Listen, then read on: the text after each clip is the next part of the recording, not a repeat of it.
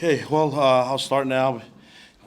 Just a real quick statement. Obviously, not the outcome that we wanted, and I think if you look at it, the thing that stands out to me is there's missed opportunities that we had, and all three phases, and inability for us to weather some things, and then also to take advantage of opportunities that we had.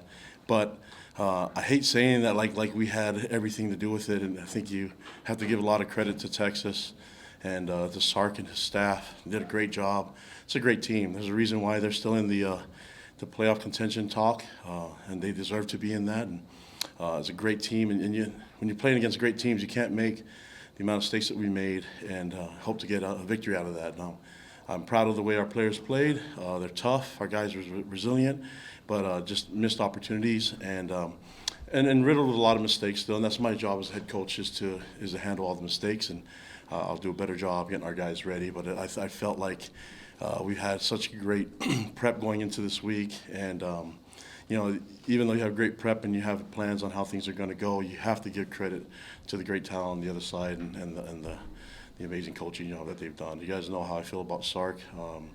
I know that all BYU faithful are going to cheer for him and wish him the best.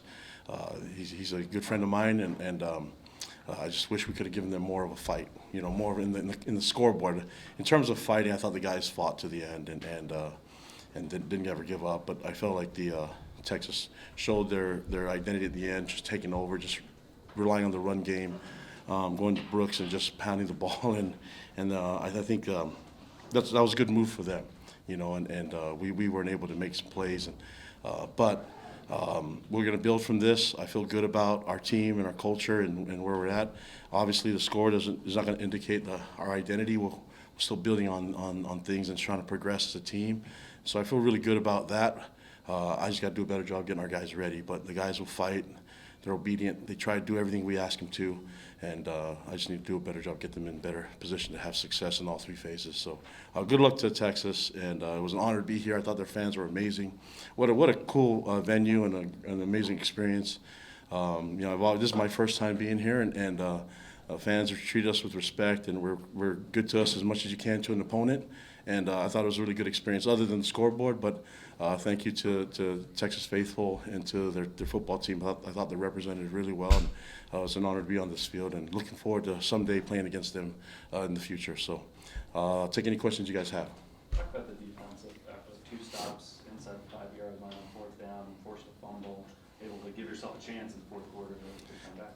Yeah, and I think we had some missed opportunities, but those guys just kept playing hard to the end, and I think that long run at the end just kind of left a little sour taste in the whole thing. But we're going to create some turnovers, and but there's still a lot of mistakes.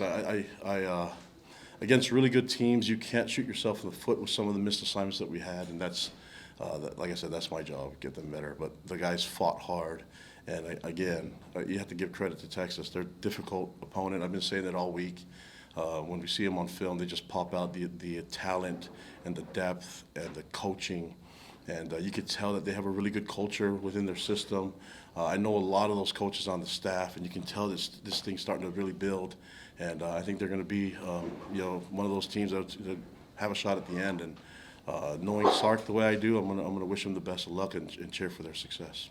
These special teams have just seem to be regressed. Why is that?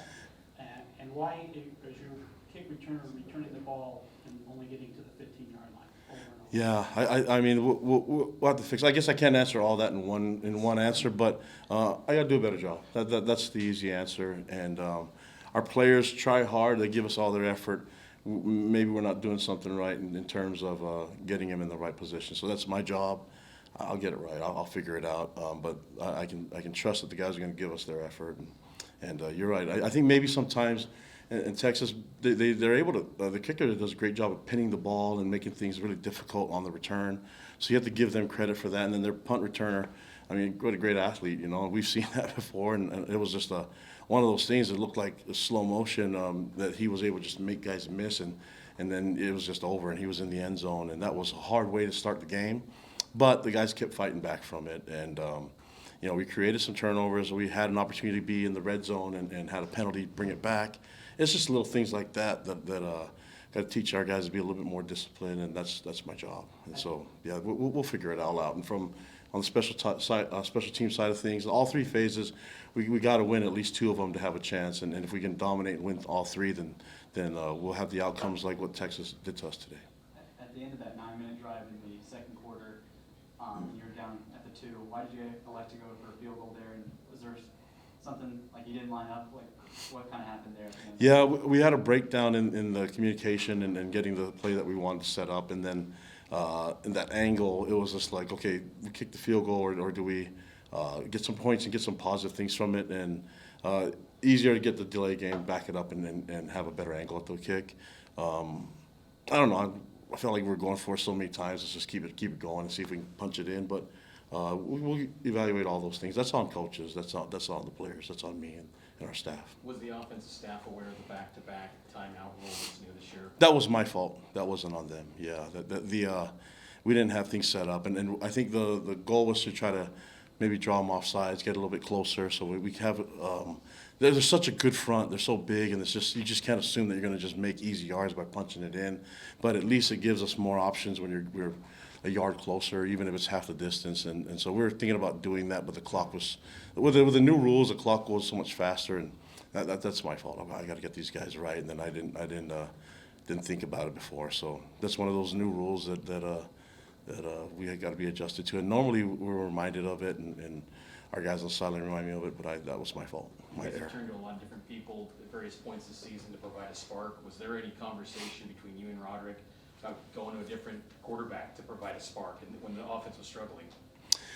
Yeah, I think when you're looking at that, it's like I think everybody thinks that the easy answer is just get another quarterback in there. It's like, how about let's just protect for him first, and give him a chance. And so when he's getting hit, and that's not his fault. That's protection. We had issues in protection breakdown.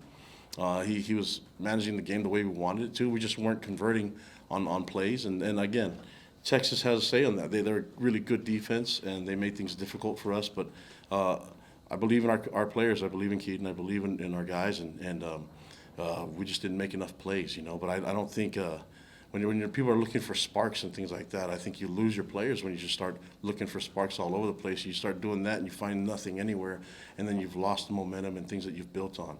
I think to say that, hey, let's go and try to get a spark against a great powerhouse like Texas, like as if we can impose our will, I think is the wrong thing to do. Now, do I want to be aggressive? Of course. That's why we went for it on 4th down, and there are some times that it was going to be if we didn't convert, even backed up, we were going to go for it. We're going to do a lot. I mean, that's I want to be aggressive in that way, but I also want to be thoughtful and mindful of the mistakes that we're making.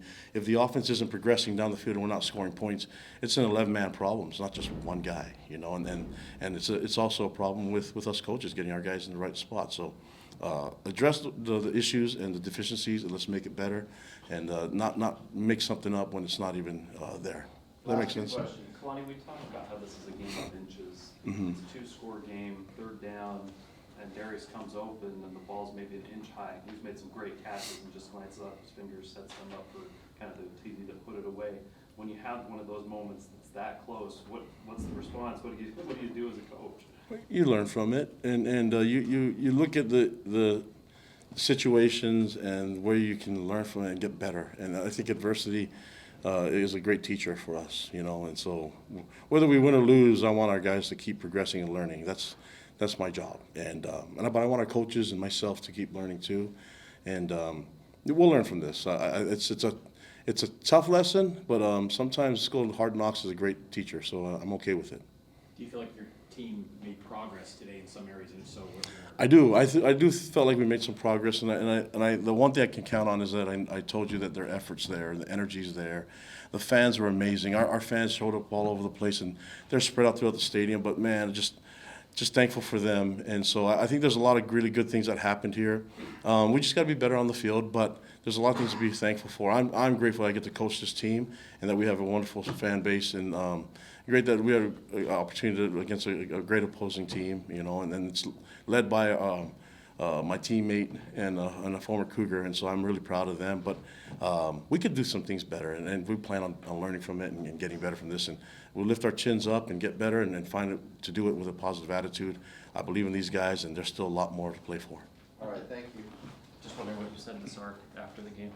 Oh, I love him. And I mean, Sark's been a great friend to me, and we have that camaraderie, that connection, and I'm just thankful that he's a friend of mine, and just wish him the best of luck, man.